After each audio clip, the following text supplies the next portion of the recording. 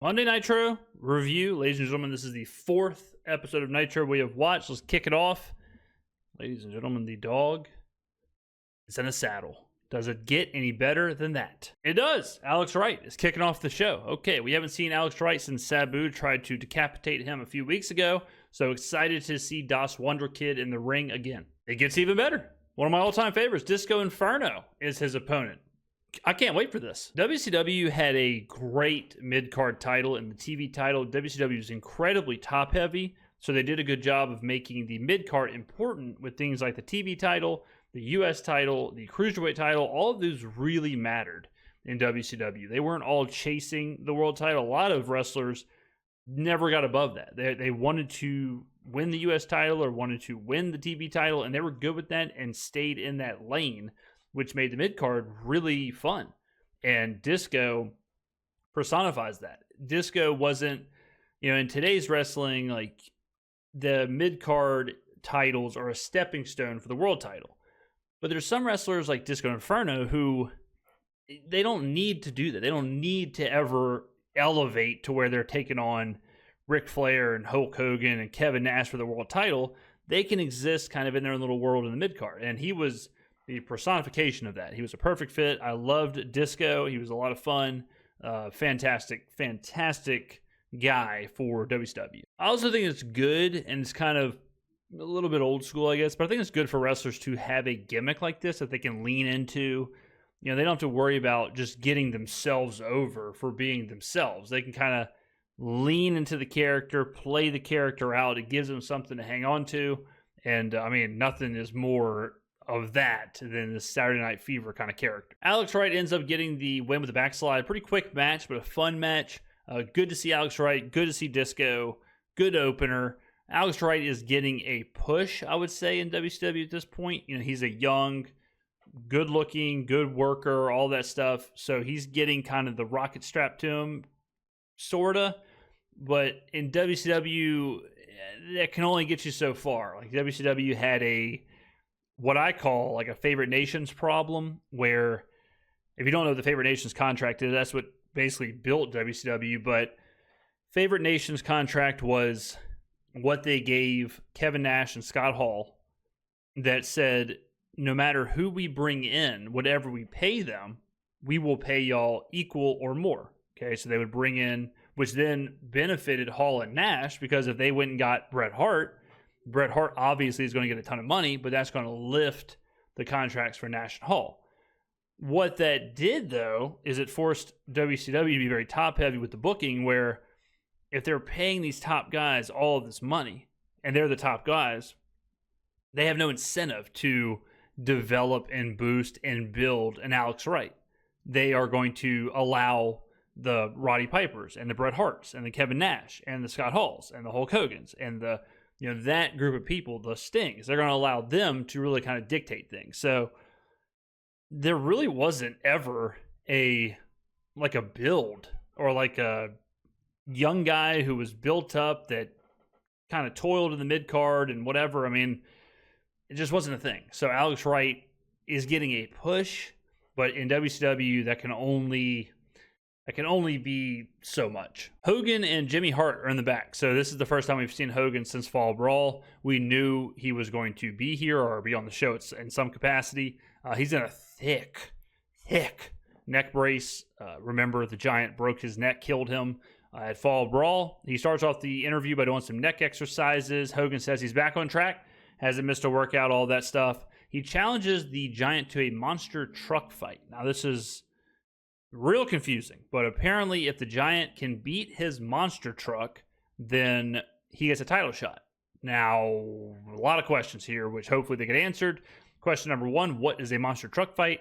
Number 2, does he then get a later title shot or a title shot that night, or who the hell knows? Hogan also mentions that he will body slam the Giant and bury him right next to his father, which is dark. Jesus, you talk about, that's intense. Very, very dark, obviously calling back to WrestleMania, the infamous moment where he body slams Andre the Giant. So I guess he's going to do the same thing to the Giant, which will kill him, and then he will bury him next to his dead father. insane. Mean Gene's in the ring, and we got a recap of Savage and Luger from the previous week. So Savage and Luger had kind of a spat where Savage is alleging that he thinks Luger is working directly with the Dungeon of Doom. Savage is also wanting to rid the world of Kevin Sullivan. Please, God, please. So Savage heads to the ring. Immediately after, very quickly, Luger heads to the ring. Luger wants a little bit of respect here. By the way, Luger is body baby oiled out of his mind in this interview, but he says that he wants a little bit of respect from Macho Man. That Macho Man has been down on him since the jump, which is true. Luger challenges Macho Man to a match next week. Pretty cool. Luger then says, you know what, I'll sweeten the deal. I'll put my title match with Hogan on the line. Whoa, pretty serious. Then Luger triples down for absolutely no reason and says, if he doesn't beat Macho Man, he'll leave the WCW.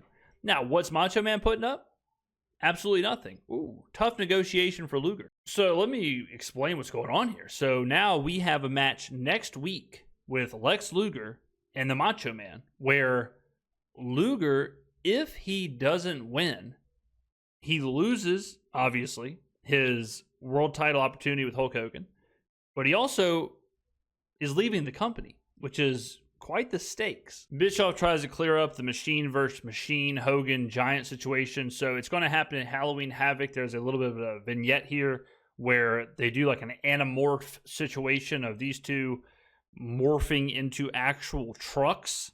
I'm still a little confused here. Like, do they do the truck thing and then they do the title match, or is the title match the truck thing, or what's going on? I don't really know. As of right now, it seems like it's the same. Like, it seems like as of right now, it seems like at Halloween Havoc, if Giant wins the Monster Truck Derby, then immediately he gets a title shot.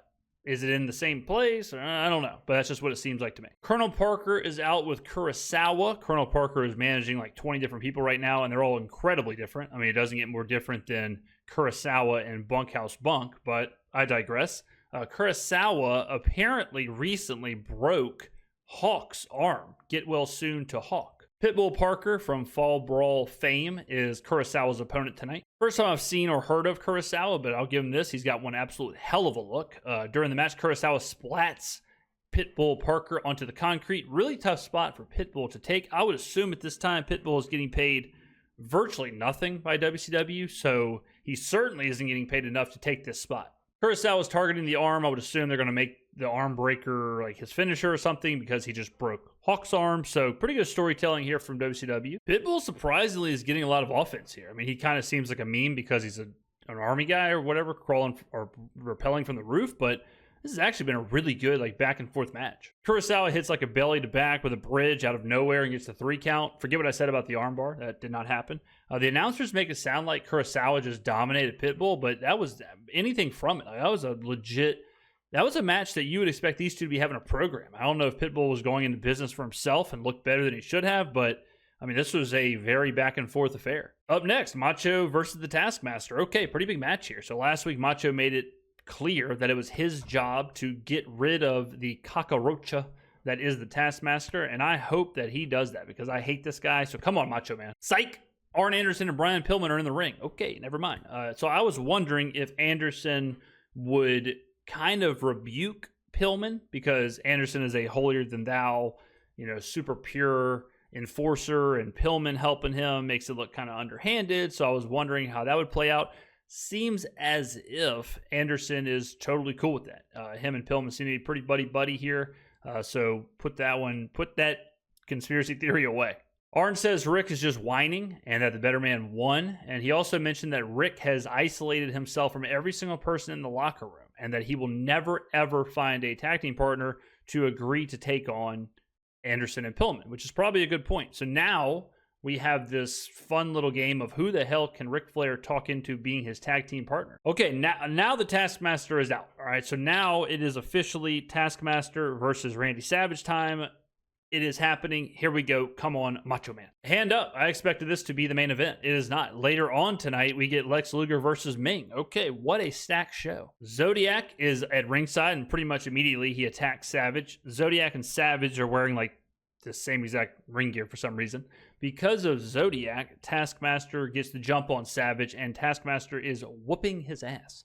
He is putting it on the Macho Man, very similar to how he did at the beach. Savage finally kind of reverses everything and gets everything square, and he starts to put it on both the Taskmaster and Zodiac. Savage is kind of out of control here. He throws the referee, gets DQ'd, doesn't care. He eventually stacks up Taskmaster and Zodiac, goes for the elbow. Taskmaster moves. He drops the elbow on Zodiac, which is always fantastic to see Zodiac get got. At this point now, the Giant comes out. The segment is nuts. The Giant comes out, choke slams. Macho Man puts it on him. The locker room clears out, and a random scrub, nobody, comes out. He gets choke slammed. Another random scrub comes out. He gets choke slammed. Alex Wright comes out for some reason. Not totally sure why. The Giant catches Alex Wright, choke slams him. The whole time the bell is ringing in the back, which is nuts. Like, this makes the segment seem like it's just completely out of control. This right here, too, is very WCW. They did this a lot where the main event or the last segment would seem like they just lost control of the show, and you'd hear, the crowd's going nuts, they're throwing stuff, and the action in the ring, and it's just absolutely pandemonium. And that's what we're seeing right here.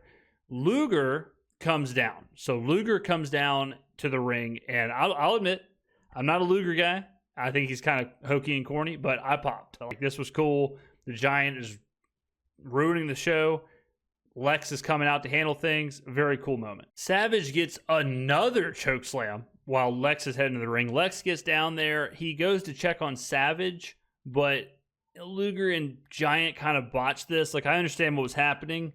Luger was supposed to make it look like he was supposed to feint that he was like checking on Savage, but also kind of standing over him. But because of this like huge delay between Luger and Giant, it just looked like it was very staged. It looked like it was very choreographed. It kind of eliminated any of that wonder. So, bit of mistiming there from Lex and the Giant. The Giant grabs Luger. Luger goes after the Giant. Giant choke slams Luger.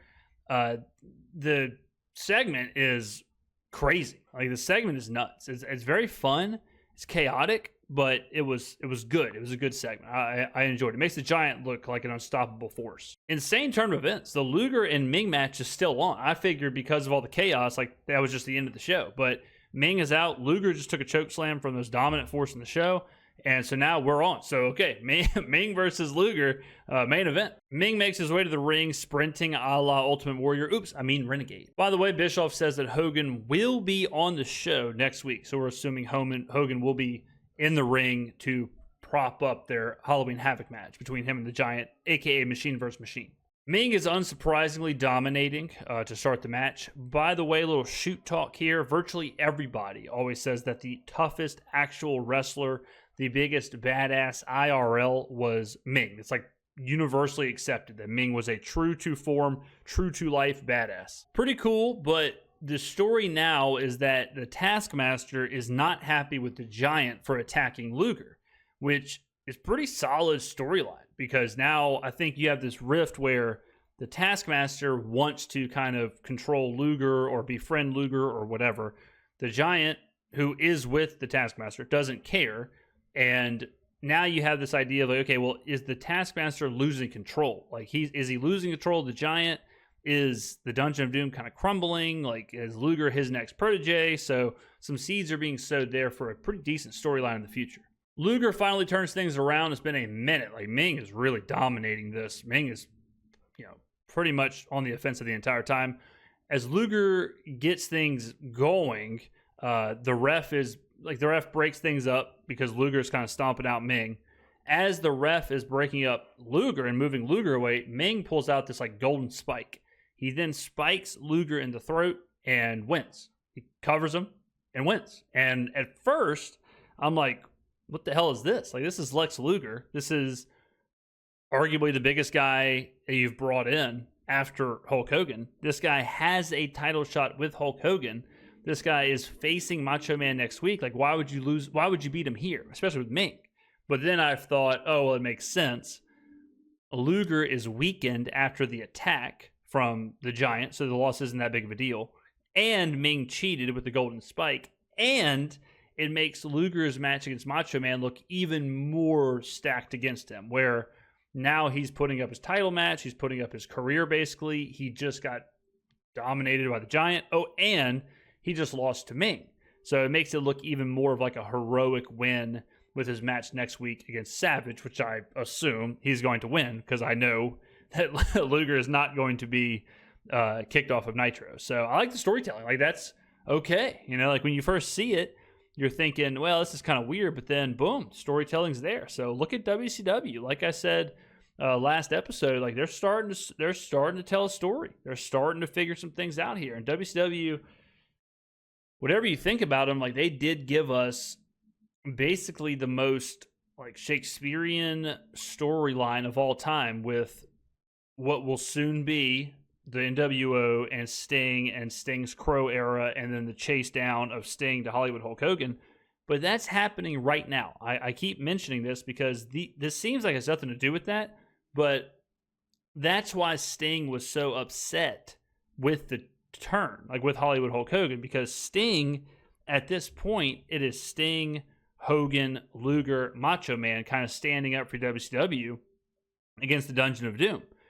They're all friends. You know, like Sting is sticking up for Luger and vouching for him with Hogan and Savage because they're all boys. They did Fall Brawl together. They're all good guys, whatever. So when Hogan turns and drops the leg on Macho, Sting is really, really upset about the whole thing. And that's what turns this like Shakespearean arc of, okay, Sting then goes into this like really dark character, which already is awesome, to chase down Hogan, who is the superhero who was turned to the dark side. So just like we're seeing the preamble to the greatest story ever. So I mean, you can't give WCW enough credit for the storytelling. But next week, huge match. Macho, Luger, career on the line. How does Luger bounce back? What happens with the Giant? We see Hogan next week. Can't wait. I will see you then for another episode of Monday Nitro.